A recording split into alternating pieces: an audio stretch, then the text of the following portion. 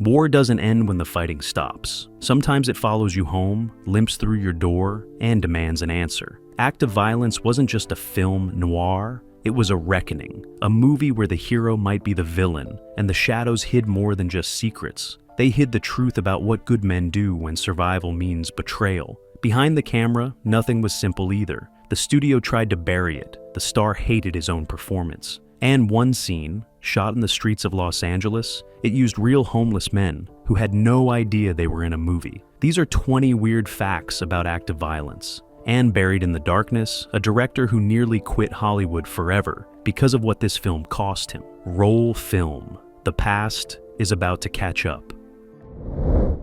Fred Zinnemann didn't want to make Act of Violence. When MGM handed him the script, he read it once, put it down, and told the studio no. He'd just come off The Search, a humanistic drama about displaced children in post-war Europe that earned him critical praise and an Academy Award nomination. He wanted to keep making hopeful films, stories about redemption and resilience. Act of Violence was the opposite. It was bleak, morally ambiguous, a story where everyone loses and nobody walks away clean. But MGM wasn't asking, they were telling. Studio boss Dore Schary wanted the film made quickly and cheaply, part of their B-picture slate designed to fill theaters between bigger releases. Zinnemann was under contract and out of leverage. So, he said yes, but with conditions. He demanded final cut on certain scenes, control over the cinematographer, and the freedom to shoot on location instead of confined to studio lots. The studio agreed, mostly because they didn't think the film mattered enough to fight over. What they didn't realize was that Zinnemann would pour everything he had into it anyway. Not because he loved the material, but because he refused to make something hollow. He treated this dark, violent, unforgiving noir like it was the most important film of his career.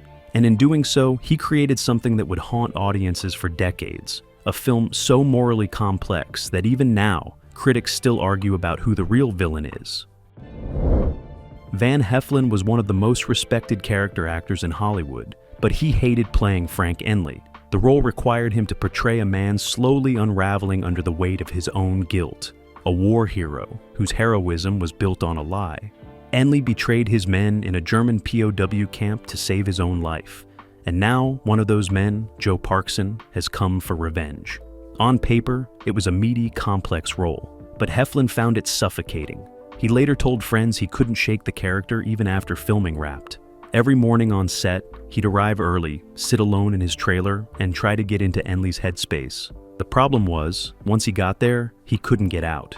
Between takes, crew members noticed he'd stay in character, pacing, muttering to himself, chain-smoking. His wife visited the set once and left in tears.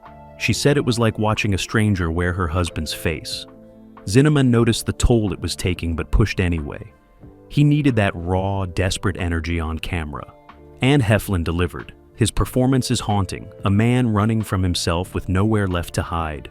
But after the film wrapped, Heflin took 6 months off. He didn't want to talk about the movie, didn't attend premieres, and when journalists asked about his performance, he'd change the subject. Because Frank Enley wasn't just a role, he was a ghost Heflin had to live with, and that ghost nearly broke him.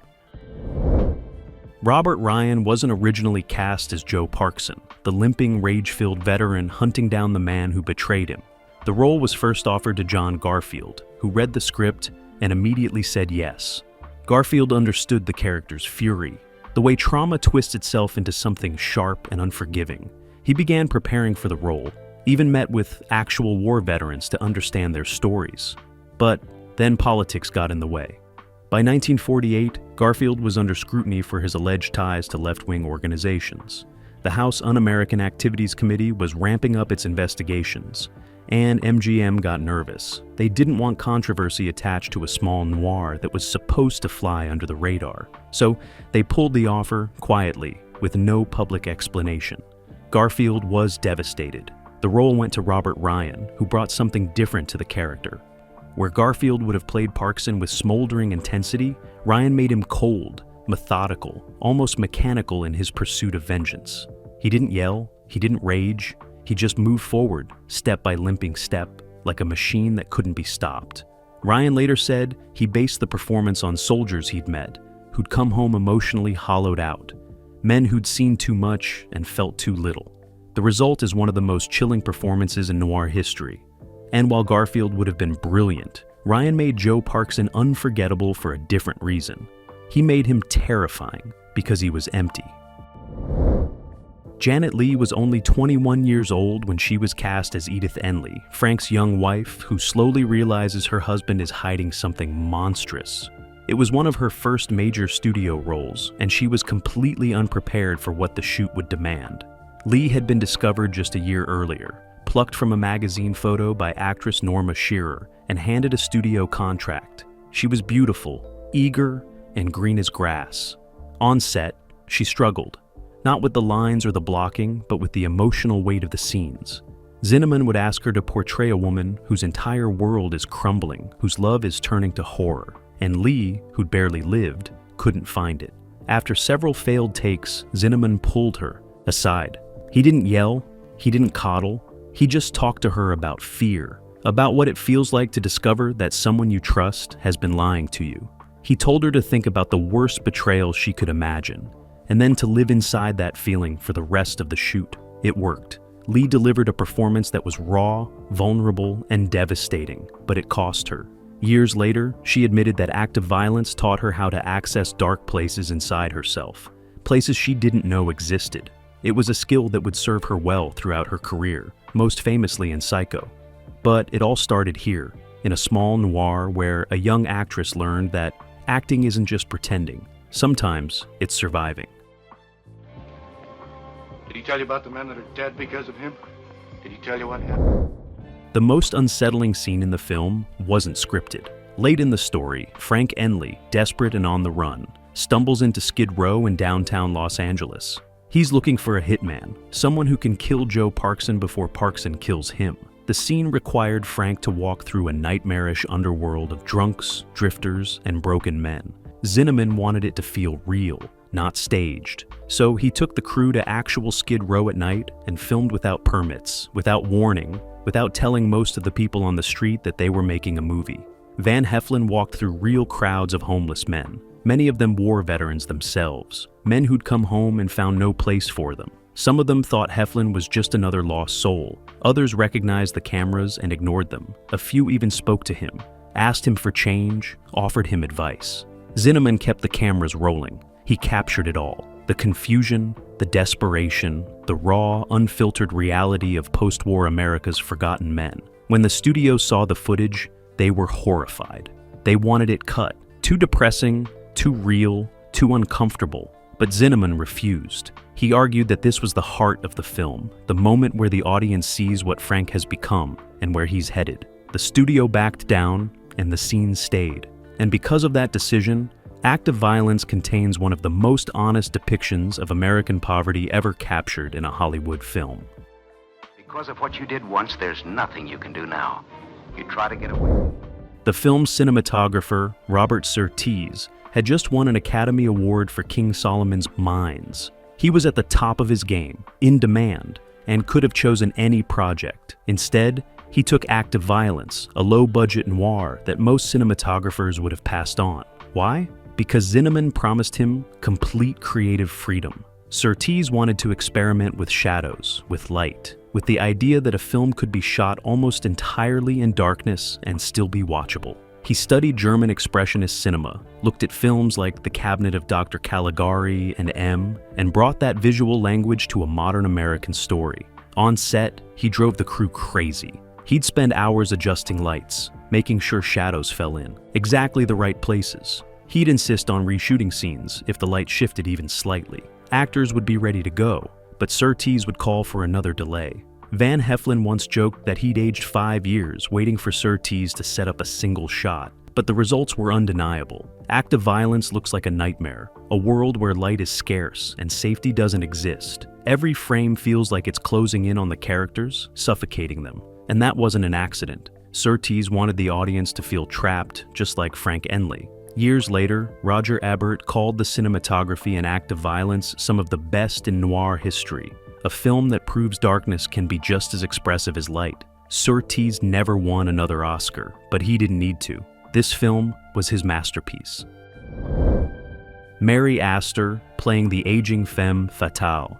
Pat wasn't supposed to be in the film at all. The role was written for a younger actress, someone sultry and dangerous in the classic noir mold. But when Zinnemann read the script again, he realized something. The character wasn't a seductress. She was a survivor, a woman who'd been chewed up by the city and spat out, still standing but barely. He needed someone who could convey exhaustion, someone who'd lived. So he called Mary Astor.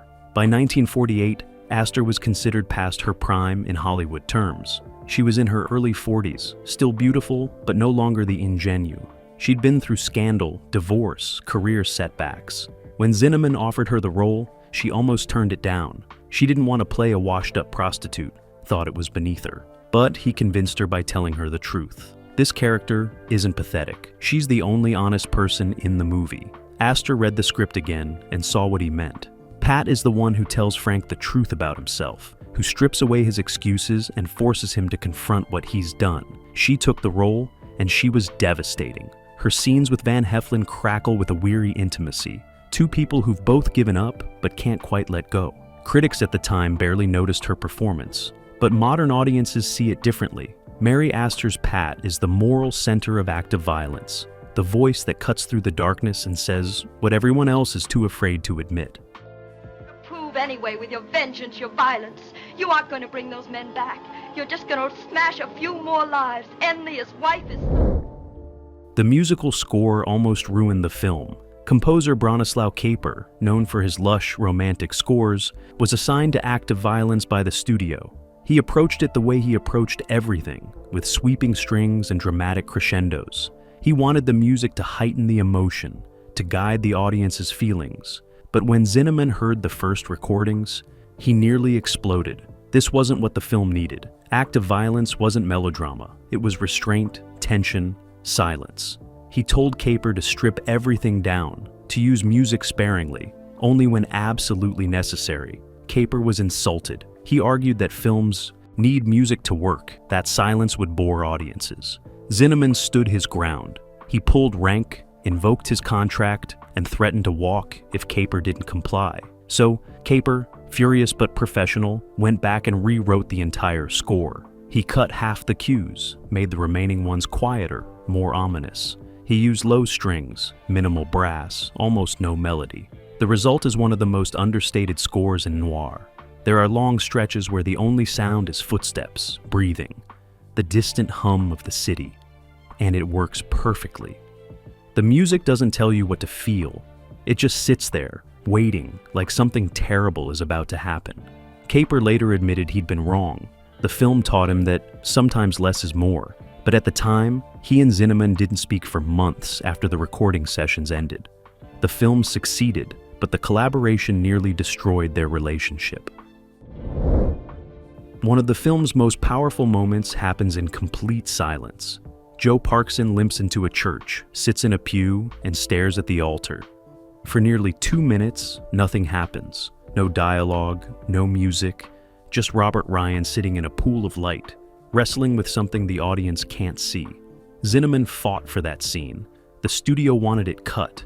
They argued it was dead air, that audiences would get restless. But Zinnemann believed the film needed a moment of stillness, a breath before the violence resumed. He shot it anyway, without telling the studio. And when they saw it in the rough cut, they demanded it be removed. Zinnemann refused. He explained that the scene wasn't about action. It was about a man trying to remember who he used to be, before the war, before the camp, before the rage. It's the only moment in the film where Joe Parkson looks vulnerable, where you see the man he might have been. The studio was unmoved, so Zinnemann did something risky. He screened the film for a test audience with the scene included.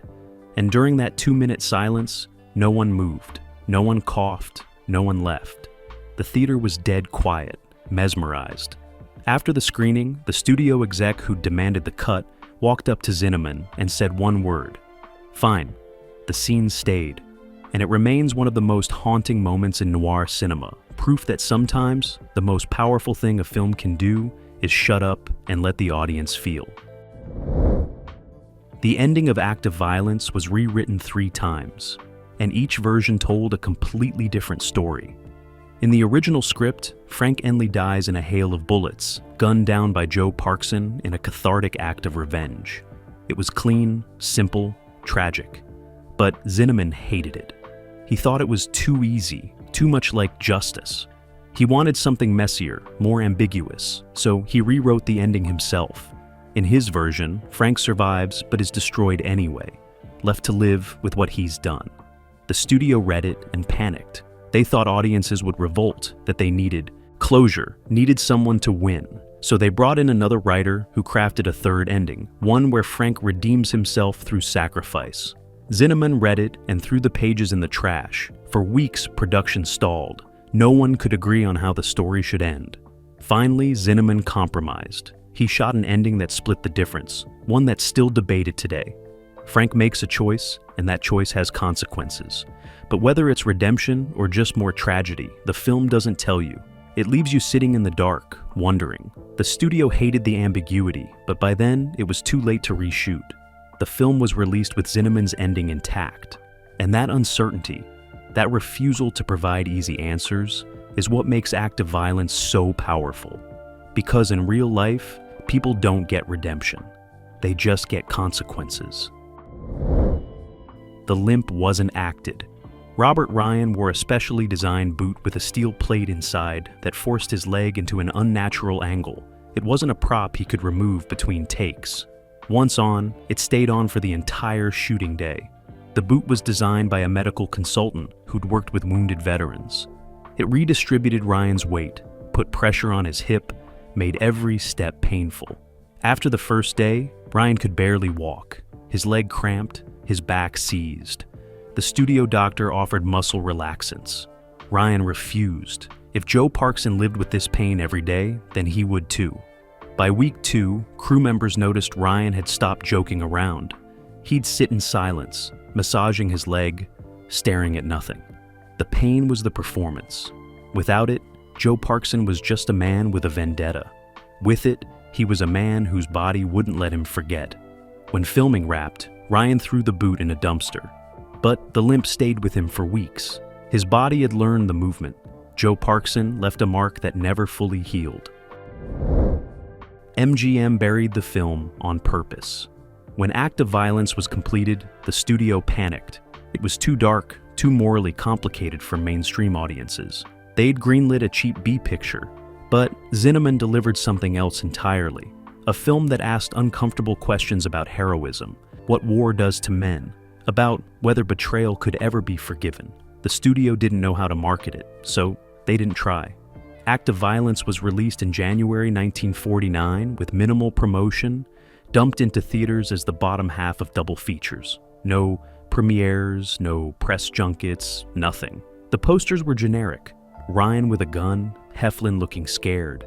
Critics who saw it were stunned.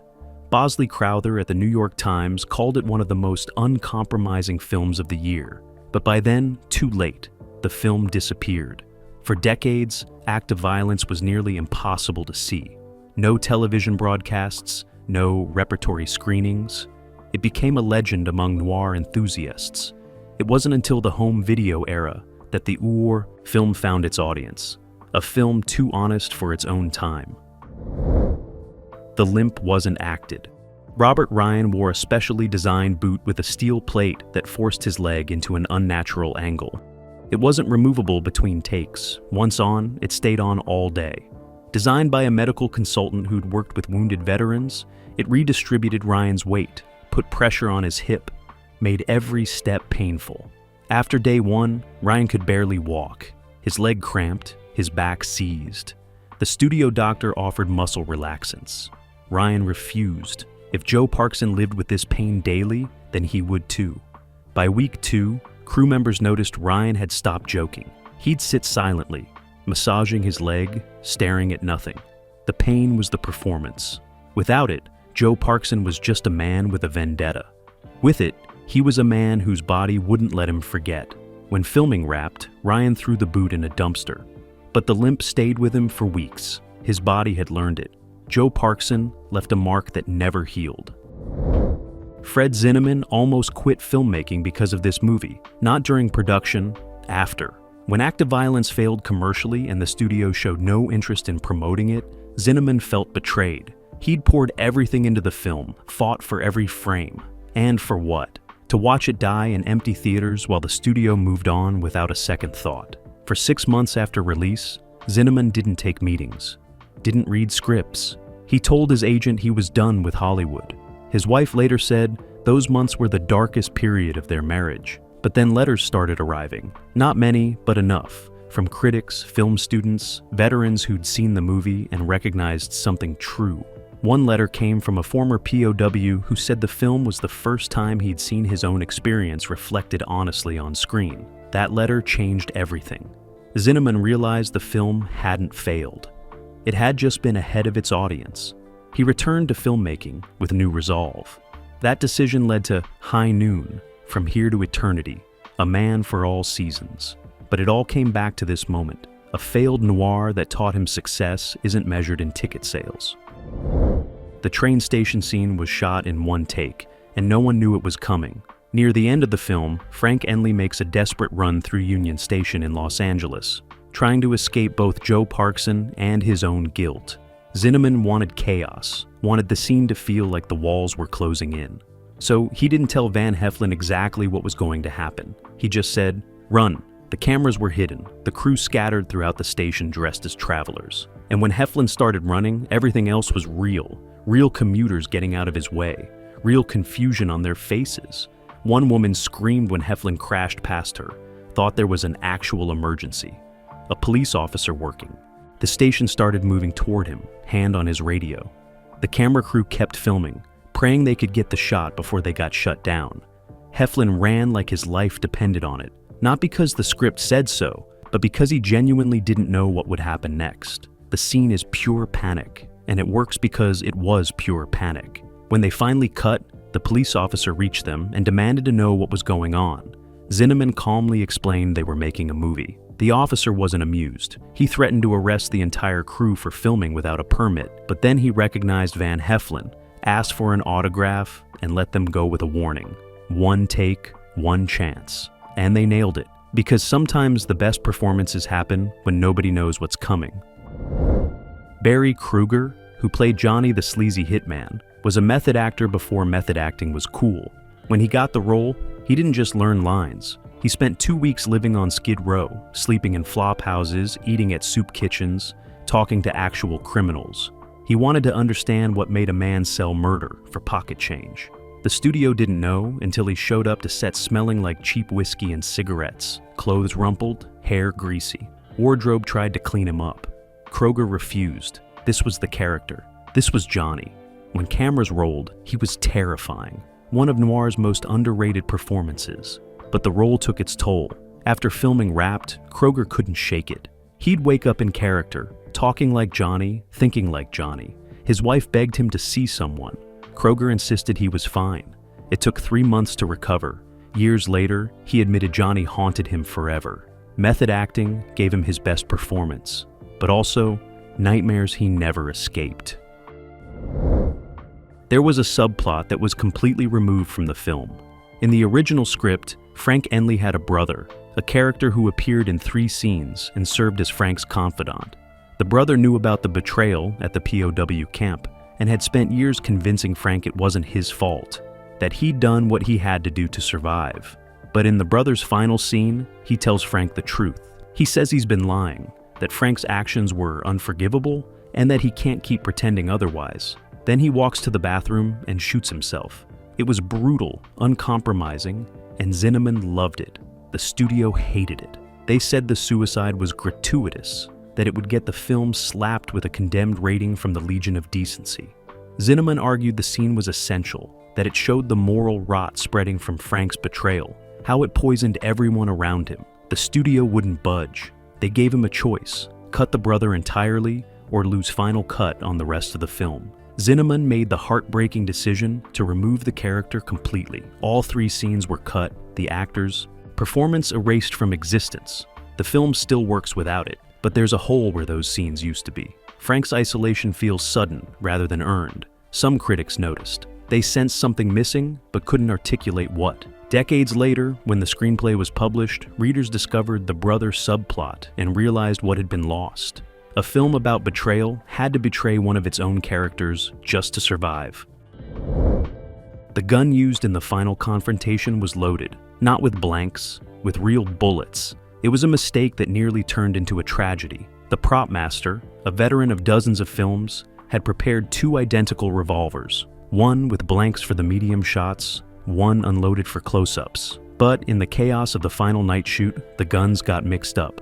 Robert Ryan picked up the weapon, checked it the way actors are taught to, saw bullets in the chambers, and assumed they were blanks. No one double-checked. The scene required Ryan to point the gun directly at Van Heflin's chest and pull the trigger. The cameras rolled. Ryan aimed. His finger tightened on the trigger. And then something made him pause. Later, he couldn't explain what it was. An instinct, a feeling, something wrong in the weight of the gun.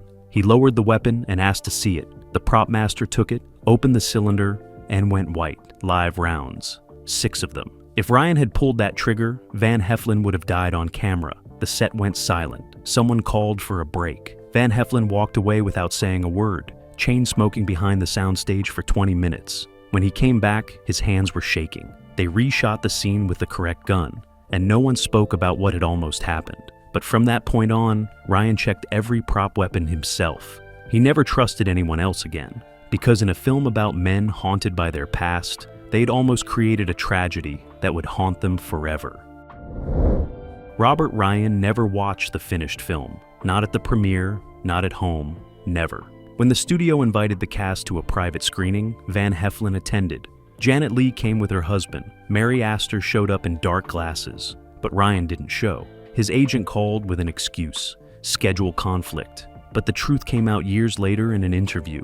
Ryan said he couldn't watch because Joe Parkson frightened him, not the character. What he'd found inside himself to create the character. The rage, the emptiness, the capacity for violence. Making active violence taught him something about himself he didn't want to know. That under the right circumstances, with enough pain and justification, he could become Joe Parkson, could hunt without mercy, could destroy without hesitation. It wasn't acting anymore, it was recognition, and that terrified him. For the rest of his career, Ryan played hard men, violent men, but never went as deep again, never watched the film, because some performances aren't meant to be revisited.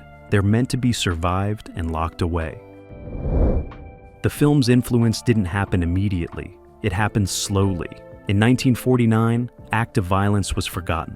In 1959, a curiosity. By 1969, young filmmakers started discovering it, passing around bootleg prints. Coppola screened it at UCLA. Scorsese mentioned it as a key influence. Paul Schrader included it in his famous Noir essay. Suddenly, this buried B-picture was being taught in film schools, recognized as a hidden masterpiece. The themes that made it too uncomfortable in 1949 made it essential in the 1970s. A generation that lived through Vietnam understood what Zinnemann was saying about war, trauma, lies. Every morally ambiguous film that followed owed something to active violence. The film MGM tried to bury became the foundation everything else was built on. After filming Wrapped, Fred Zinnemann kept one item from the set. Not a prop, not a piece of costume, but something smaller, a bullet casing from one of the prop guns. He had it mounted on a small wooden base and kept it on his desk for the rest of his career. When people asked why, he'd tell them it was a reminder that films are dangerous. Not in the obvious ways, like the loaded gun that almost killed Van Heflin, but in the deeper ways. They're dangerous because they force you to look at things you'd rather ignore. They're dangerous because they ask questions that don't have answers. They're dangerous because sometimes the truth is uglier than the lie. Active violence was Zinnemann's reminder that filmmaking isn't supposed to be safe or comfortable or easy. It's supposed to cost something, and if it doesn't, then you're not doing it right. That bullet casing sat on his desk through high noon, through From Here to Eternity, through A Man for All Seasons. It was there when he won his Oscars, when he gave his interviews, when he planned his next films. A small, tarnished reminder of the movie the studio tried to bury, the movie that almost killed its star, the movie that taught him everything he needed to know about making films that matter. Some directors keep awards on their shelves. Zinnemann kept a bullet,